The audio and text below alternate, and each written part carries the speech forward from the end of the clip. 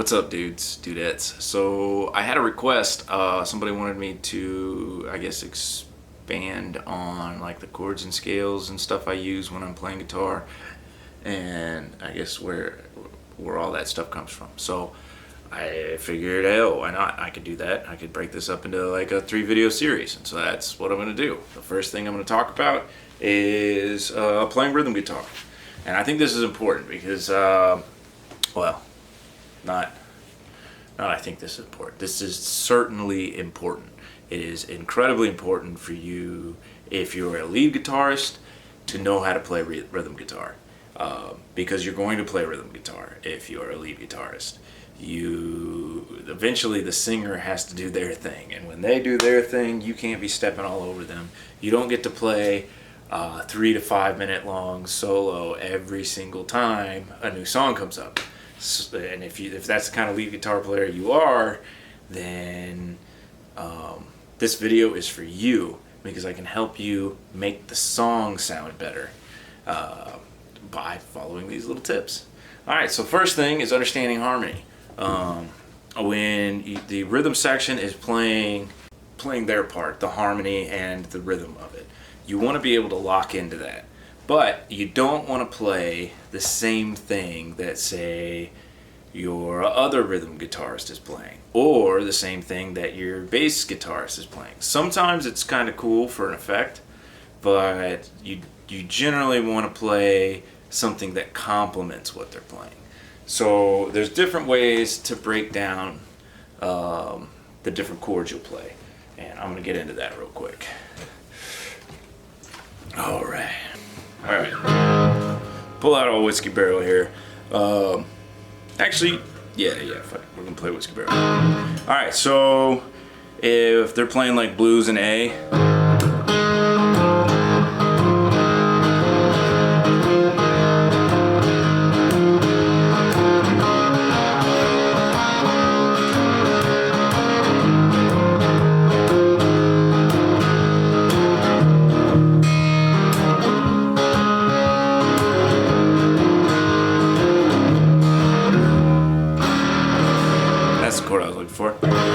you don't want to play that same thing and shuffle with them. You need to come up with something that's going to kind of stand apart. So there's different ways to do that. You can come over here to, you just basically, when they play an A chord here, you play A chord here.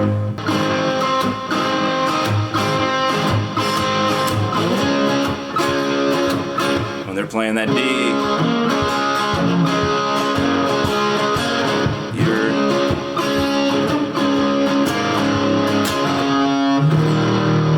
that E, you can come up here and play this E.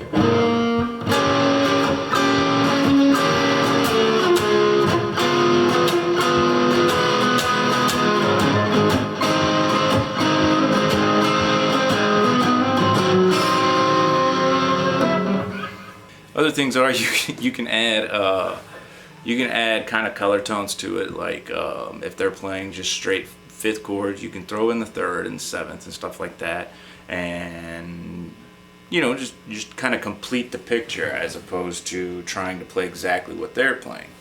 Understanding what they're playing is important, but when it comes to actual performance, you want to complement what they're playing, not copy them. Again, it's not a hard and fast rule. Sometimes it's really cool to copy an octave down from your bass player just to add that effect. If it's a really cool run, you do that just to make it kind of hit home real hard. Alright, there's different methods of doing this. One is if you don't know anything more than like your cowboy chord shapes, there's different methods to figuring out how to play those parts.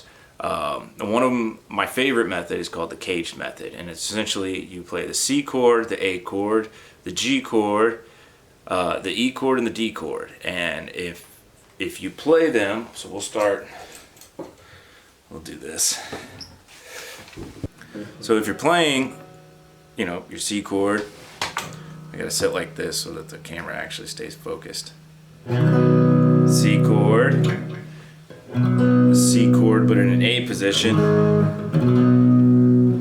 C chord, but in a G position. I'm just using this hand to bar and act like the nut, and instead of playing here, I'm playing it here. C chord in the G position, C chord in the E position, just a good old-fashioned bar chord, C chord in the D position. Once you understand that, it becomes real easy. And that's not how you're supposed to sit up there. I should buy guitar stands that work. When you're trying to accompany a rhythm section and they already have another guitarist, don't play the same chords. And partial chords work great. You can sit there and do double stops and just have like this double stop riff that harmonizes with the chord tones that the rhythm section's putting out. And that's a great way to accent it. And then the next thing you want to do is lock in with the drummer. Lock in with the drummer, but don't lock in with the other guitarist. And again, not a hard and fast rule. It's cool for an effect, but pick and choose wisely where you do that. But try to lock in with the drummer. Find a motif that the drummer is playing and lock in with that. Even if it's just like the snare, maybe he's got a backbeat on the snare, or some syncopation going on, kind of match up his syncopation, and that helps accent what he's doing too. Same thing with the bass player. You can lock in with the bass player if he's doing something interesting that kind of grabs you and you think would sound cool with the guitar part. Lock in with him. So if you're in a three-piece, it's still important to play rhythm guitar. It's actually more important because now you have to use those chord tones during your guitar solos as well in order to distinguish that you're not just going willy-nilly, and to kind of emphasize the harmony of the piece that you're playing. Next thing, tone. When you're playing tone, again, you don't want to match the tone of another instrument. Usually kind of drums and the bass tend to be pretty dry. So you can, if you're three-piece, you make it a little wet. That'll help you stand out and make you differentiate yourself sonically from them. Is the sound quality that's coming out of your amp. So if everybody's running dry, throw some reverb and some delay on there. If you're playing with another guitarist and he's got a bunch of reverb going, don't use any reverb. Use just delay and tremolo. That's a good way to stand out if you have some movement or like a phaser or something like that. And it doesn't have to be a hard effect either. It could just be something soft and gentle, and it just kind of makes you sound different from them, so you don't sound exactly the same.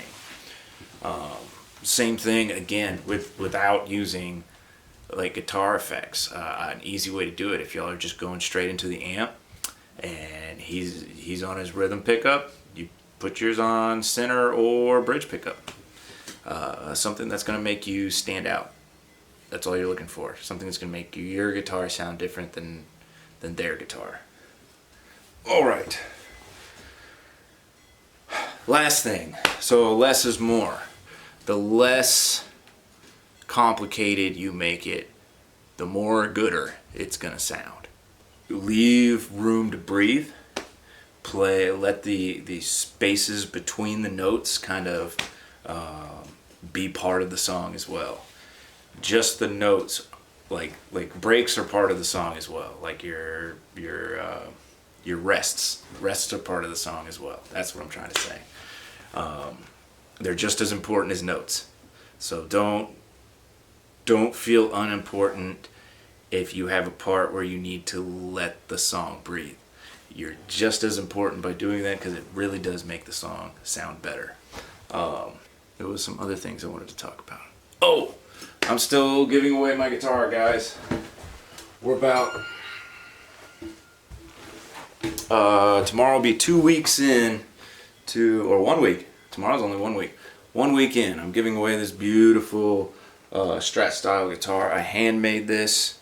Everything I handmade. I mean, obviously not like the hardware and stuff, and a buddy of mine made the pickups, but everything else, all the body, the neck, the fretboard, I did. This isn't like a Warmoth neck or nothing. I built this out of some flame maple that I bought from a special wood store, and same with the rosewood.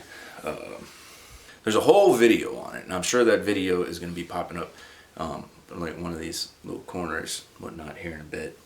Also, me and the boys are going to do a live stream concert here on YouTube. So that is going to be hopefully on Saturday. Hopefully on Saturday.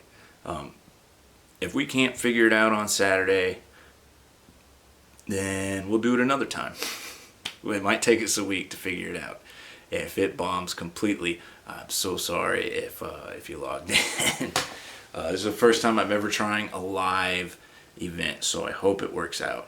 I'll see you guys hopefully this weekend on Saturday at, we'll say 5 p.m. Saturday, 5 p.m. We'll be streaming live on YouTube just for you guys.